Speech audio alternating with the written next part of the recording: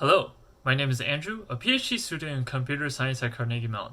In this presentation, I'm going to talk to you about how modern shared data clusters, such as Cosmos at Microsoft, have a massive amount of inter-job dependency between jobs that are currently completely being ignored in resource management, leading to consequences such as missed deadlines and suboptimal resource usage. But, with our work on Wing, a profiler that uncovers and analyzes these inter-job dependencies, we can tackle both the challenges and opportunities presented by them, and do way better in scheduling jobs. This is work with members of the Gray Systems Lab at Microsoft, and with my advisor Greg.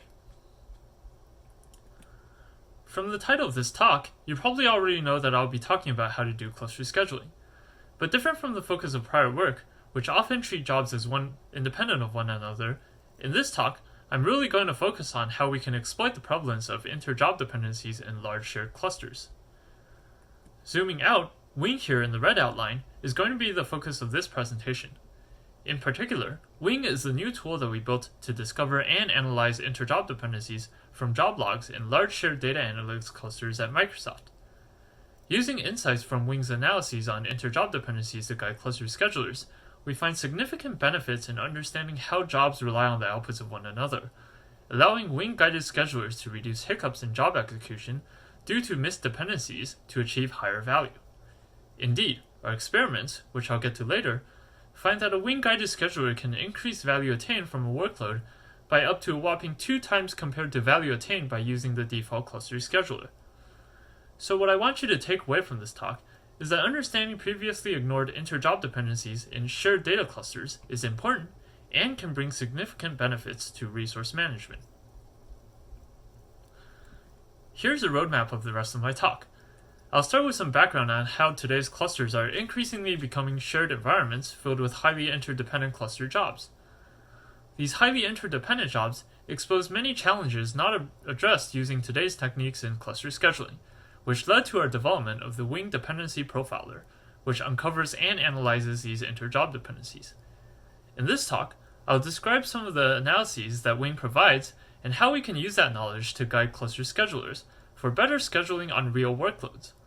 All of this will hopefully convince you that inter-job dependencies are important in today's shared clusters. So let's get started. When a job, such as job A, is submitted to a cluster where multiple servers are set up to help users process large amounts of data, the job of the cluster scheduler is to decide when and on which server each of job A's processes or tasks get to run. But many large companies today, such as Microsoft, have moved to a data lake infrastructure to save money by having many users from different organizations all share the same compute infrastructure. In such a scenario, an additional layer of difficulty in scheduling is in making sure that each organization gets their fair share of resources that they request from the cluster. While a lot of prior research has focused on this aspect of fairness in scheduling, in today's shared data lakes, there's not just a compute side to what's being shared. There's also the data side, where all users have access to the cluster can also access the shared distributed file system here to the right. What a shared data repository across organization means is that now, not only can users discover datasets produced by users or jobs from another organization more easily, they can also configure their jobs to consume the data produced by jobs managed by other organizations, leading to complex inter-job dependencies. For example, in this figure here, the job B in R2 submitted by org2 can read the output of the upstream job A in W1 as input, where A was submitted by organization 1. The output of job B in W2 can in turn later be consumed by another job C submitted by organization 3 in R3. Here, we say that job C depends on job B, and that job B depends on job A, and we see that all three organizations here are interdependent through their jobs. This kind of data sharing and inter-job dependence has become really prevalent in today's shared cluster environments, and our work focuses on exploiting these inter-job dependencies for better scheduling. So, what exactly does this mean for cluster schedulers that consider jobs as independent today? To answer that question, first we must understand that when a user submits a job to Cosmos, which is Microsoft's internal data lake and the data lake that we analyze, it specifies its inputs via distributed file system paths in the job script. For example, when job B is submitted, it doesn't explicitly say that it depends on the output of job A, but rather it only specifies the paths to the file that it wishes to process. So we can see how this can be problematic to org2 if there isn't enough coordination between org1 that submits job A and org2 that uses A's output. But a scheduler that's aware of inter-job dependencies can potentially help with scenarios such as this one. Sadly, while in real production data lakes such as Cosmos, inter-job dependencies are really prevalent, most schedulers today completely ignore inter-job dependencies. Instead, today's production cluster schedulers often rely solely on user-configured priorities to schedule jobs, where users decide how important it is for a job to receive resources first, based on their own perception of how important or how urgent their job is. So careful coordination between interdependent users is crucial to avoiding missed deadlines. But sadly, I must disappoint you again, because in reality, we find that assignment of user-configured priorities can often be unprincipled and misguided. In our analyses of data from a production cluster, Cosmos cluster at Microsoft, we find that about a fifth of recurring jobs can potentially be priority inverted, which means that a job depends on another job upstream with lower priority. As a result of ignoring inter-job dependencies in an environment where jobs are highly interdependent, we end up with problems such as deadline violations and wasted resources. So, what exactly has been preventing us from making these schedulers inter-job dependency aware? While these dependencies were already prevalent, none of this context was available to us until recently due to GDPR, which mandates that users should be able to have control over their own personal data. Microsoft started to collect job data provenance, which traces how information flows through data processing systems. Wing is the system that we built to extract and analyze inter-job dependencies from job provenance data. Wing's analyses, when used to guide cluster schedulers, allow us to address problems mentioned earlier, and allows us to do more with less resources. In this next section of my talk, I'll describe some of the analyses that Wing does, leading into how we can use Wing's analyses to better schedule jobs. So I've told you that these inter-job dependencies are really prevalent, but now I'm going to show you just what exactly I mean by that, using data uncovered by Wing from a production Cosmos cluster at Microsoft. First, I'll start with some stats that most people pay attention to today when looking at clusters.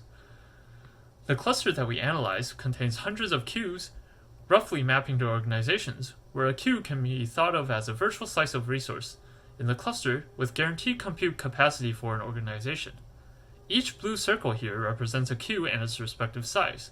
The larger the queue, the more jobs submitted to the queue. Our cluster also has more than 50,000 servers, more than 40,000 jobs submitted daily, millions of tasks that are spun off from these jobs, and it generates terabytes of job and detailed data provenance logs daily.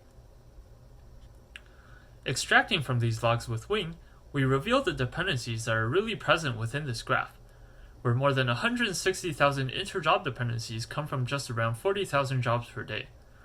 We find that more than 95% of queues have inter-queue dependent jobs, as exemplified by the edges in this graph. This shows the extent to which different organizations depend on one another.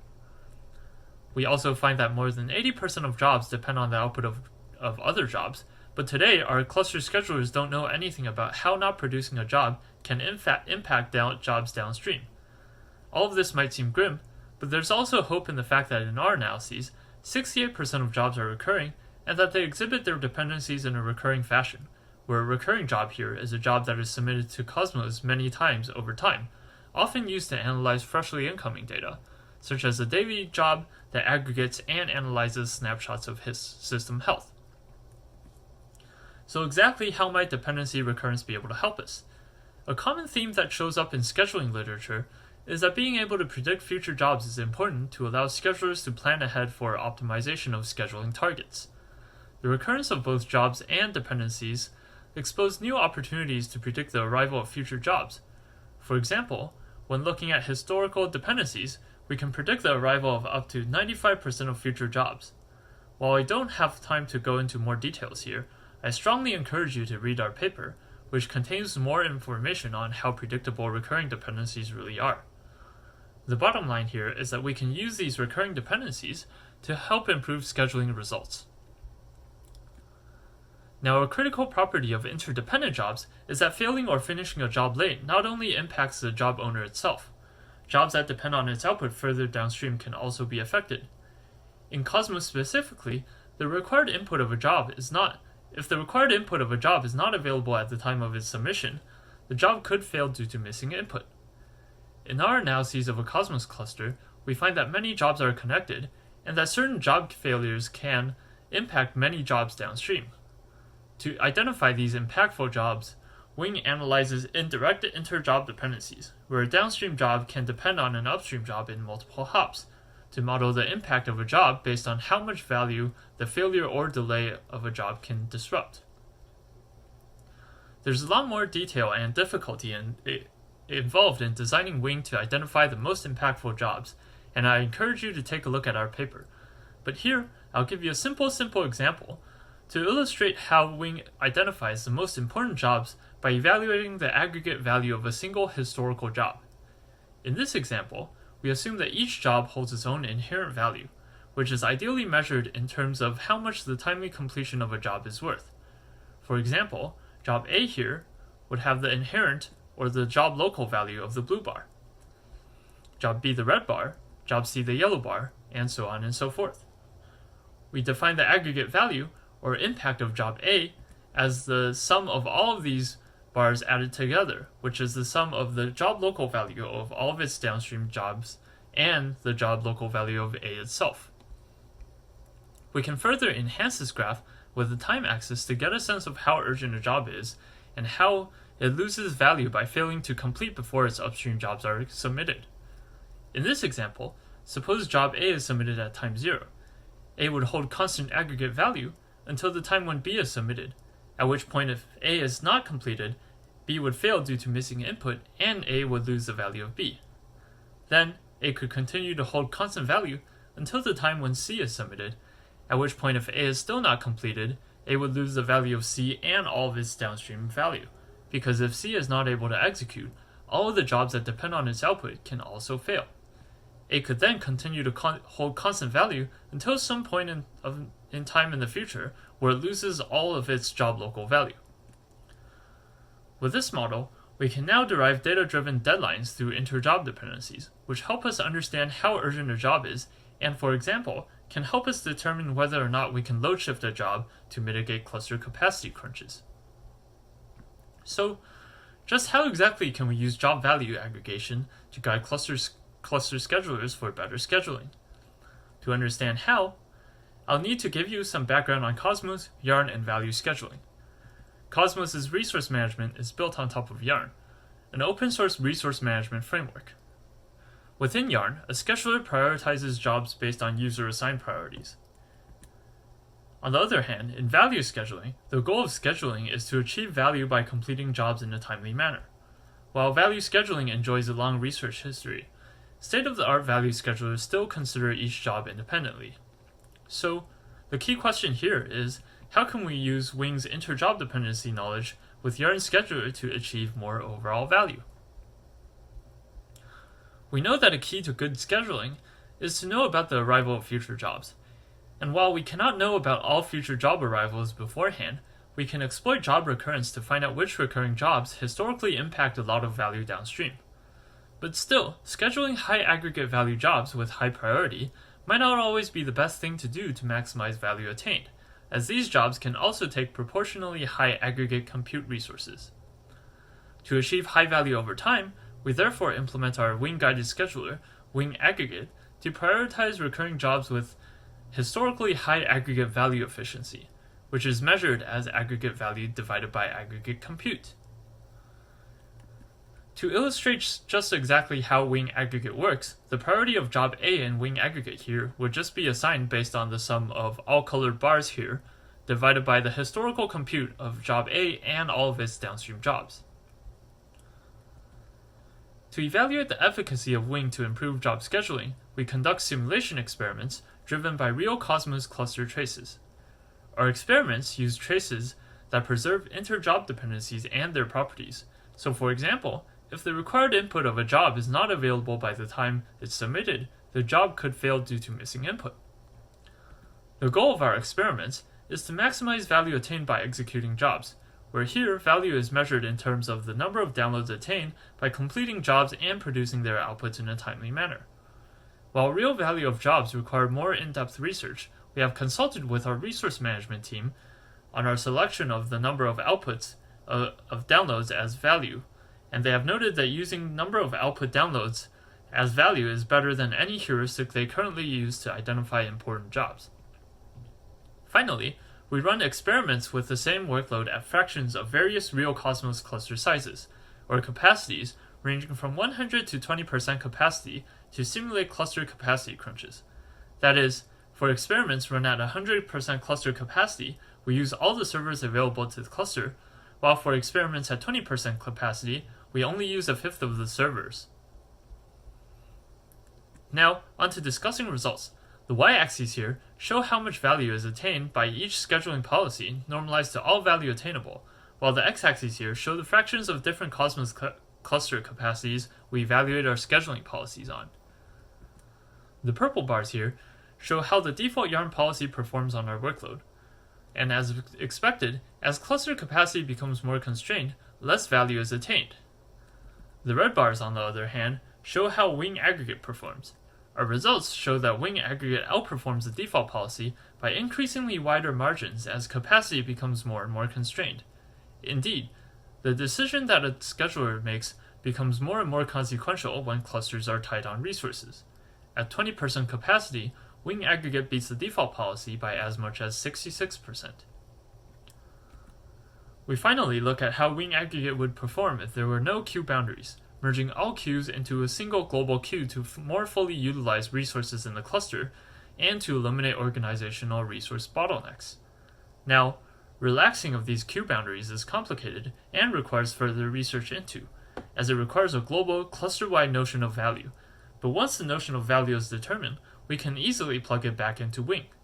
Here, we show results at 20% capacity for how much potential benefit scheduling with this global notion of value can bring us, using the number of job output downloads as value. While both policies improve in terms of value attainment when these queue boundaries are removed, understanding inter-job dependencies is significantly more beneficial. Using 20% capacity, wing attains up to 93% of all value, nearly 2 times of that achieved by the default policies. These results are exciting and motivate further research into how we should think about the value of cluster jobs, and while I don't have the time to go into all the details about this, I strongly encourage you to take a look at our paper for more in-depth discussion. Hopefully, by now I've convinced you that inter-job dependencies are important, and here's what I hope that you can take away from this presentation. Our analyses of a real production data lake show that not only are inter-job dependencies very prevalent in shared cluster environments, they are also predictable by exploiting job recurrence.